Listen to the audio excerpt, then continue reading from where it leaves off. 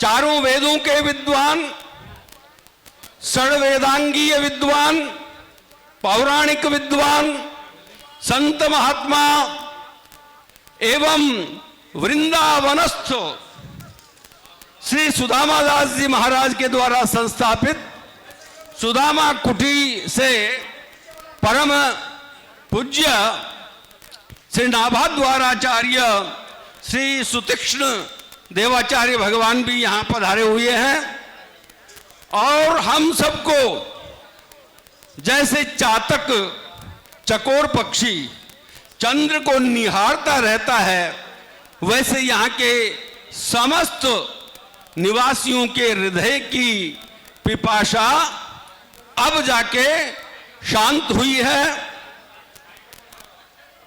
परम पूज्य श्री कृष्णदास जी पयोहारी जी महाराज की परंपरा में श्री अग्रदेवाचार्य भगवान उस परम पवित्र रेवासा धाम में पधारे, उस पीठ की स्थापना की और भगवती आदेश से वहां नाभाजी महाराज ने भक्तमाल की ऐसी रचना की जो भक्तों के कंठ का हृदय का अमूल्य मुक्ताहार है। हाँ, दे रहा हूं। तो अब मैं परम पूज्य अनंत श्री समलंकृत पूज्यपाद श्री अग्रदेवाचार्य पीठाधीश्वर श्री मलुक देवाचार्य पीठाधीश्वर स्वामी वर्य श्री राजेंद्र दास जी महाराज श्री के चरणार बिंदु में सादर निवेदन करता हूं कि आपकी तपःपूत वाणी से भक्तजनों के हृदय में भक्ति बीज वपन करने का आशीर्वाद आप इस समारोह में प्रदान करने का अनुग्रह करें। परम पूज्य महाराज श्री। नमोस्तु रामाय सलक्ष्मणाय देव्यै च तस्यै जनकात्मजायै। नमोस्तु रुद्रेन्द्रयमानिलेभ्यो नमोस्तु चन्द्रार्कमरुद्गणेभ्यः। रामं रामानुजं सीतां भरतं भरतानुजं सुग्रीवं वायुसूनं च प्रणमामि पुनः पुनः। आञ्जनेयमतिपाटलाननं काञ्चनाद्रिकमनीयविग्रहं पारिजाततरुमूलवासिनं भावयामि पवमाननन्दनं। श्रीसीतानाथसमारम्भां श्रीरामानन्दार्यमध्यमाम् अस्मदाचार्यपर्यन्तां वन्दे गुरुपरम्परां। भक्त भक्ति भगवंत गुरु चतुर्नाम बपु एक, इनके पदवंदन किए नाशें विघ्न अनेक। श्री राम जय जय राम। श्री राम जय जय राम। श्री राम जय जय राम। श्री राम जय जय राम। श्री राम जय जय राम। श्री राम जय जय राम। श्री जानकीनाथ भगवान की जय। श्री आंजनेय श्री हनुमान जी महाराज की। जगत गुरु श्रीमदाद्य रामानंदाचार्य भगवान की। श्री चंद्रकलावतार परम रसिकाचार्य श्रीमत् स्वामी अग्रदेवाचार्य जी महाराज की। भक्तमालकार श्री नाभा गोस्वामी जी महाराज की। भक्तमाल सुमेरु गोस्वामी श्री तुलसीदास जी महाराज की। परम पूज्य साकेत वासी सद्गुरुदेव श्री रहवासा महाराज की उनके प्रथम वार्षिक पुण्य स्मृति महामहोत्सव की उनके श्री सीय पिय मिलन महामहोत्सव की रहवासा धाम की श्री यज्ञेश्वरी जगत जननी पूज्या गौ माता की सब संतन की सब विप्रन की जय जय श्री सीताराम जय जय श्री राधे श्याम हर हर महादेव। सुदामा कुटी वाले महाराज जी कहीं चले गए क्या? अच्छा, उनका वक्तव्य हो गया। हरिशरणम भक्तवांछा कल्पतरु भक्तवत्सल शरणागत वत्सल दीनबंधु दया सिंधु कृपा सिंधु श्री जानकी नाथ जी की महती कृपा करुणा से हम आप सबको धर्म प्राण भारतवर्ष की पुण्य धरा पर देव दुर्लभ मानव जन्म प्राप्त हुआ है और मानव जन्म का सर्वोत्कृष्ट फल सत्संग किसी न किसी माध्यम से हम सबको सुलभ हो रहा है।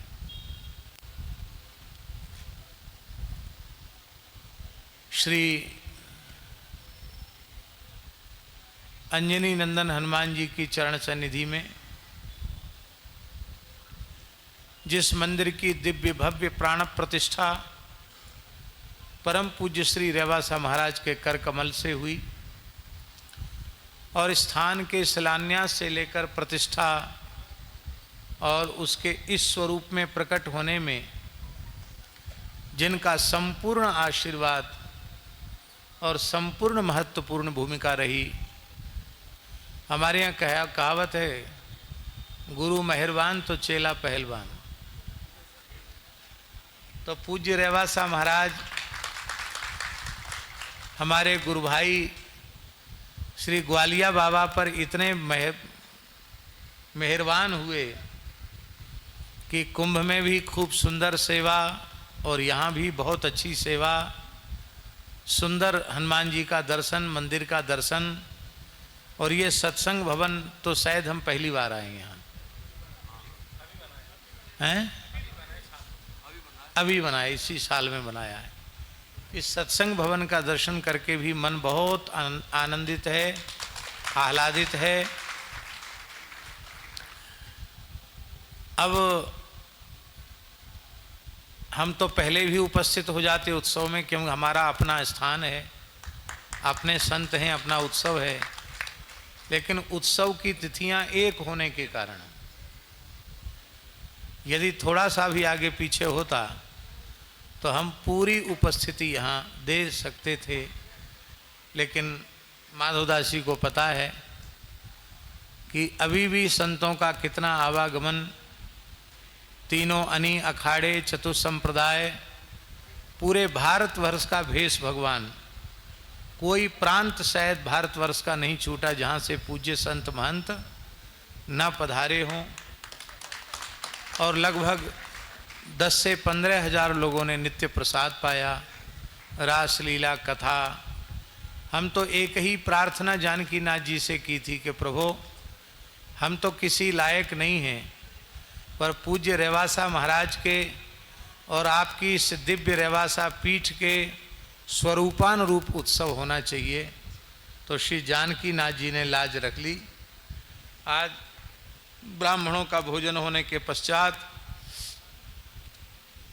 उसके पूर्व एक उद्दिष्ट श्राद्ध हुआ और एक उद्दिष्ट के पश्चात ब्राह्मण भोजन हुआ और 11 बजे से लगातार भंडारा चल रहा है, आवागमन हो रहा है, बहुत भारी व्यस्तता है। लेकिन उस भीड़ भाड़ से जैसे तैसे निकल के, क्योंकि हमारा अपना स्थान है और अपना उत्सव है, तो किसी भी प्रकार से आज पहुंचना था महाराज जी के मंगलमय श्री विग्रह का दर्शन करके और यहाँ के दिव्य भव्य आयोजन का दर्शन करके मन खूब खूब प्रसन्न है। ऐसे ही उत्सव महोत्सव होते रहें, गौ ब्राह्मण और संतों की सेवा ऐसी ही निरंतर होती रहे, ये श्री जानकीनाथ भगवान के चरणों में प्रार्थना है। सभी मंडल के पूज्य संतों के चरणों में हम यथा योग्य दंडवत प्रणाम निवेदन करते हैं और प्रसन्नता व्यक्त करते हैं कि पूज्य संतों का यहाँ आने से दर्शन हुआ। पूज्यपाद श्री रेवासा महाराज जी का यदि एक पंक्ति में उनके महान व्यक्तित्व को समेटना हो तो वह एक पंक्ति वही है, पर उपकार बचन मन काया, संत सहज स्वभाव खगराया। मानस जी की इस चौपाई का स्मरण करें और पूज्य श्री रेवासा महाराज के संपूर्ण जीवन का अवलोकन करें तो यह मानस जी की चौपाई महाराज जी के विराट व्यक्तित्व में सर्वतः परिघटित होती है, परिलक्षित होती है। संपूर्ण जीवन मन वाणी क्रिया से उपकार ही उन्होंने किया, प्रत्येक क्षेत्र में उपकार किया। राजनीतिक क्षेत्र में उनका उपकार ऐसा अद्भुत कि रेवासा एक छोटा सा गांव ही है, पर वहाँ जितनी शासकीय सुविधाएं हैं उनके मूल में पूज्य श्री रेवासा महाराज जी। हॉस्पिटल के लिए भी जमीन दी, विद्यालय के लिए भी जमीन दी, थाने के लिए भी जमीन दी, बिजली विभाग के लिए भी जमीन दी, पशु चिकित्सालय के लिए भी जमीन दी। और केवल जमीन नहीं दी, अपने भक्तों को प्रेरित करके वहाँ भवन का निर्माण कराया और केवल निर्माण नहीं कराया, सरकारी अनुदान भी दिलवाया और अच्छे चिकित्सकों की, अच्छे कर्मचारियों की वहाँ नियुक्ति भी करवाई। न किसी जाति का, न किसी वर्ग का, न किसी संप्रदाय का भेद उन्होंने अपने जीवन में किया। मन वाणी क्रिया से वे परोपकार परायण रहे और यही उनका यशक काय है। यह हम लोगों को जो शरीर मिला है पांच भौतिक, इसके उत्पन्न होने का समय भी निश्चित है और इसके विनष्ट होने,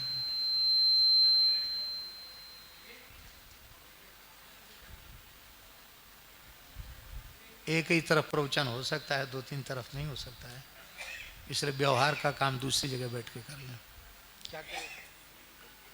याद दिलाओ हमको, क्या कह रहे थे, हम भूल गए।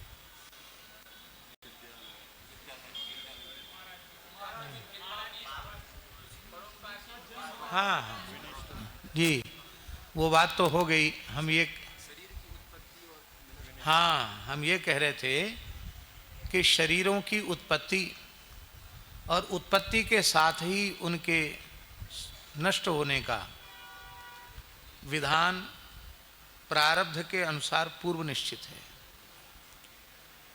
हमारे शास्त्रों में लिखा है 5 चीजें जन्म के पहले निश्चित हो जाती, जन्म के बाद नहीं, जन्म के पहले निश्चित हो जाती हैं। आयु, कर्म च वित्तंच, विद्या निधनमेव च, पंचैतानि ही सृज्यन्ते गर्भस्थस्यैव देहिनः। आयु, कितनी आयु होगी, कौन से विशेष काम संसार में करेगा,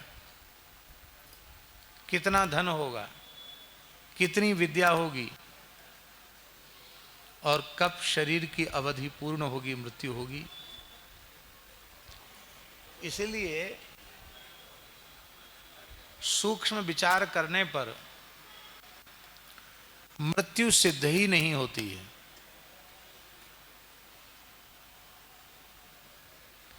मृत्यु सिद्ध नहीं होती है।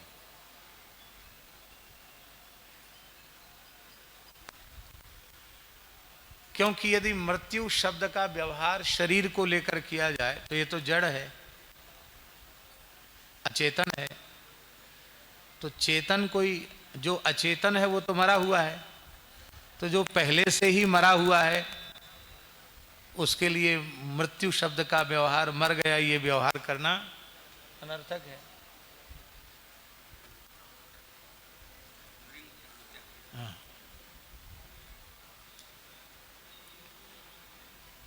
मृत्यु शब्द का प्रयोग निरर्थक है। अब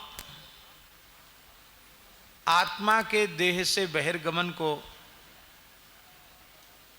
यदि मृत्यु कहें तो अजो नित्यम शाश्वतो यम पुराणो न हन्यते हन्य माने शरीर थे। आत्मा की मृत्यु संभव नहीं है। तो देह को लेकर भी मृत्यु शब्द का व्यवहार निरर्थक है और आत्मा को लेकर, जीवात्मा को लेकर भी मृत्यु शब्द का व्यवहार निरर्थक है। पर मृत्यु है क्या? तो विचार करने पर ऐसा लगता है कि शरीरों का जो निर्माण है वो प्रारब्ध कर्म से जन्य है। नहीं तो सबको एक जैसी आकृति, एक जैसी प्रकृति, एक जैसी विद्या, एक जैसी बुद्धि, एक जैसा सब कुछ मिलना चाहिए।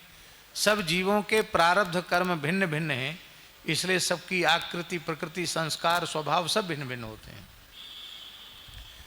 तो शरीरों का निर्माण प्रारब्ध के अनुसार हुआ है और जब तक प्रारब्ध कर्म का भोग शेष है तब तक वो चल फिर रहा है।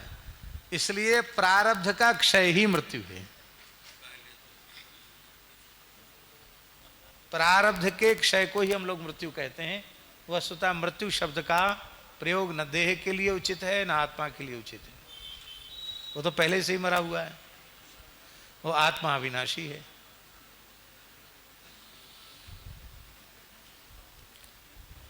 तो प्रारब्ध के अनुसार ही 5 चीजें निश्चित हो जाती हैं। आयु कर्म च वित्तं च विद्या निधन मेव च पंचैतानि सृजन्ते गर्भस्थस्य विदेहिना।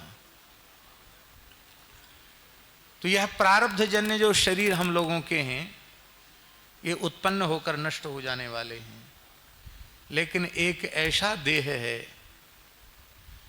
जिसको हम लोग यशः काय कहते हैं। और यशः काय भी 2 प्रकार का है। बड़े बड़े चक्रवर्ती सम्राट हुए, बड़े बड़े वीर हुए, बड़े बड़े दाता हुए, बड़े बड़े कवि हुए, बड़े बड़े विद्वान हुए, लेकिन कालक्रम से सब उत्पन्न और नष्ट हो गए। कालक्रमेण जगतः परिवर्तमाना चक्रार पंक्तिर्व गच्छति भाग्य पंक्ति ही, महाकवि भास का वचन है। किंतु भगवान की कीर्ति के साथ जिसकी कीर्ति जुड़ गई,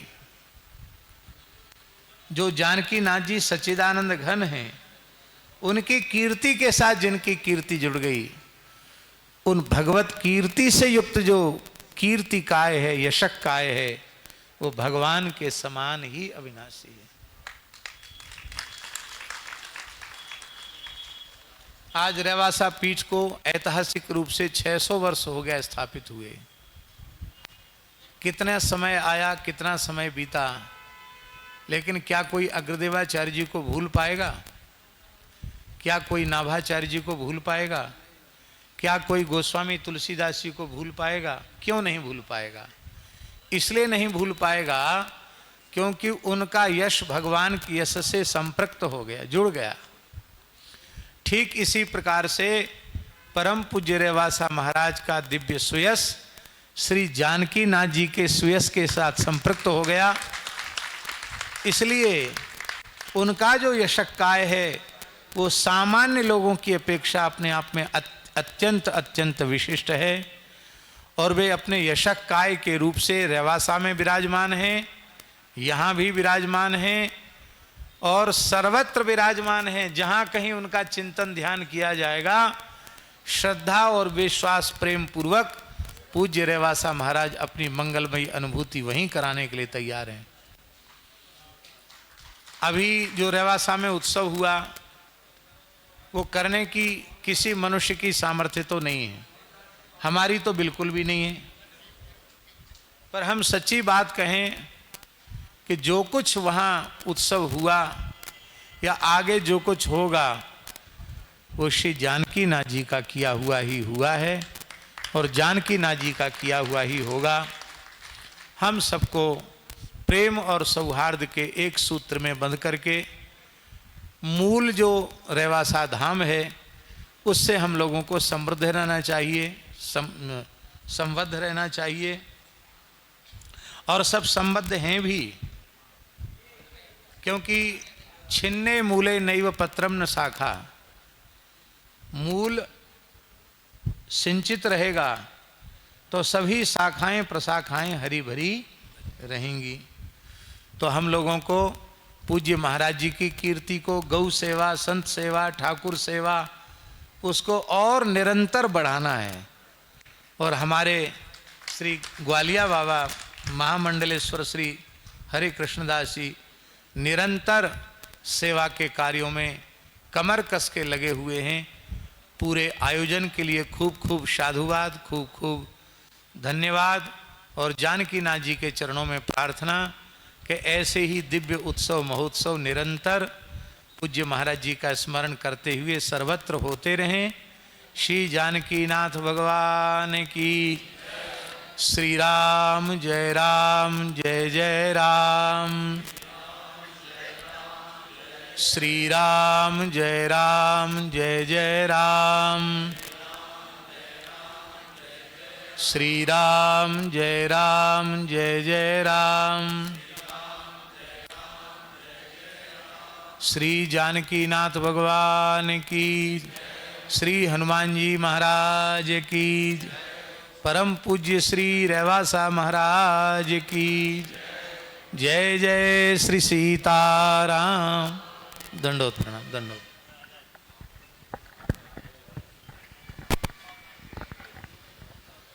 अत्यंत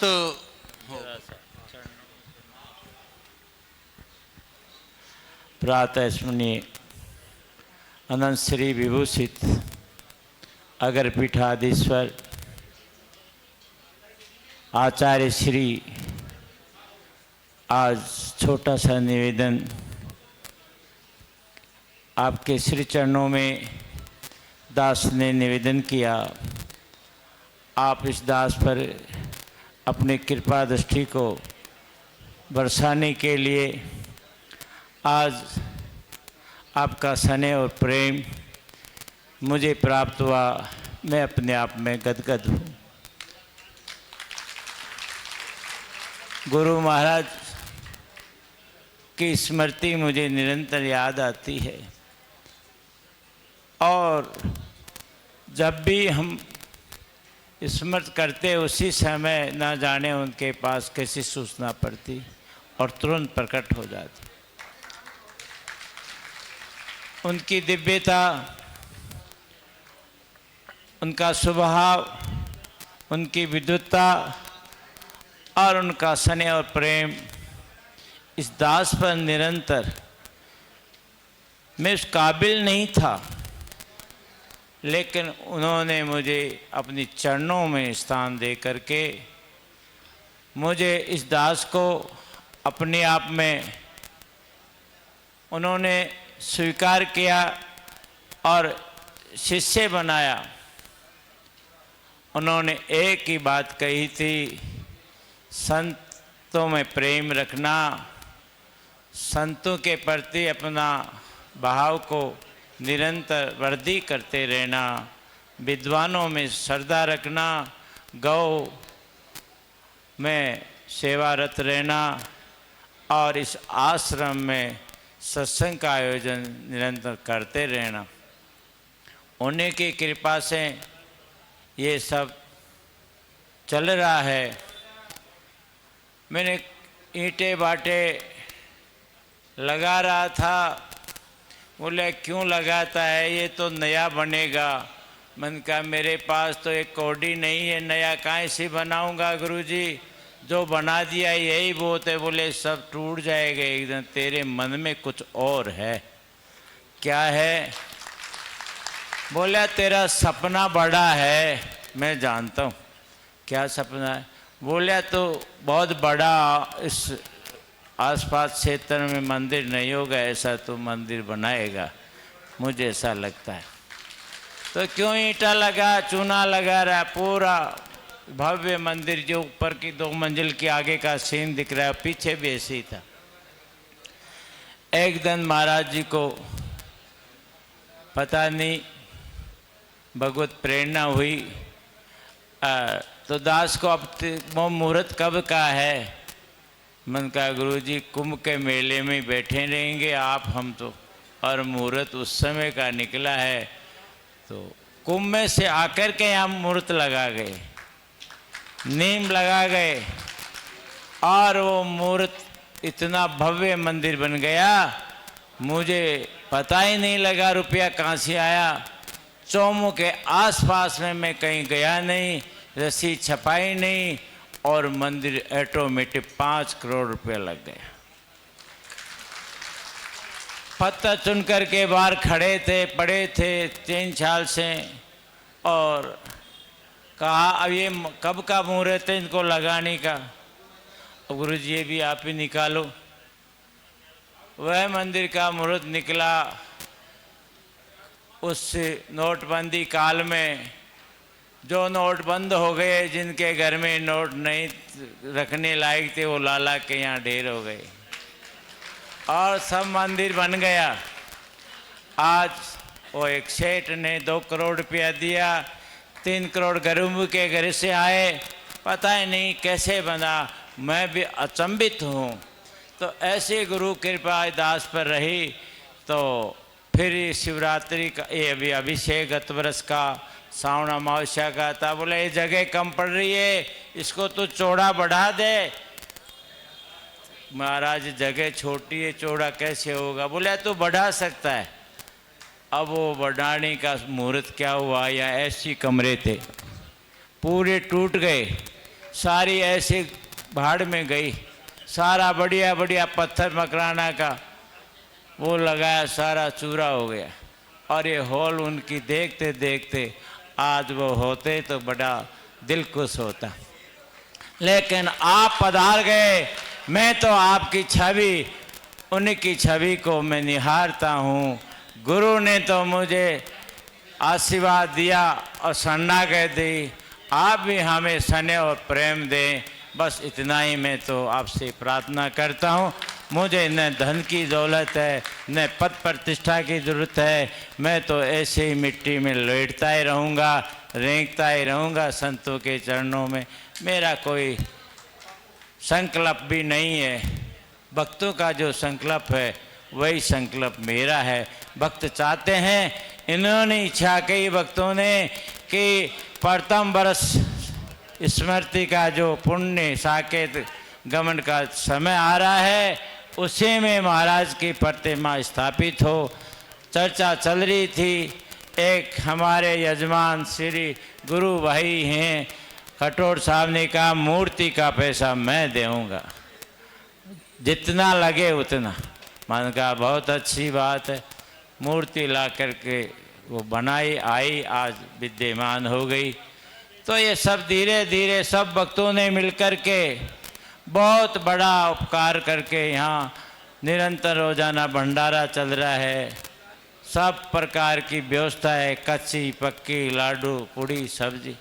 आज मेजे को आपकी कृपा से, गुरु के आशीर्वाद से, गुरु जी ने कहा कि बेटा तू संतों का मेरी स्थापना तो कर रहा है, विद्वानों को भी बुला लेना।